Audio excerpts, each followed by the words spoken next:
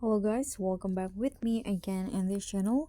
On today's video, I'm going to show you how you can add flame transitions to your edits in CapCut. So here I have photos that I want to edit and I want to add the flame transitions, and if you want to do the same, just follow the steps.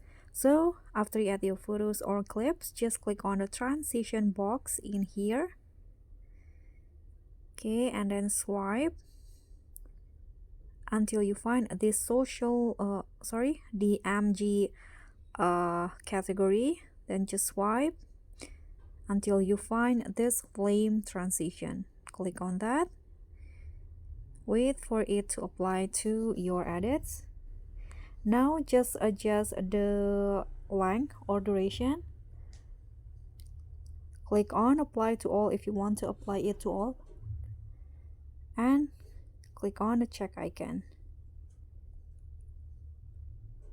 So this is the result.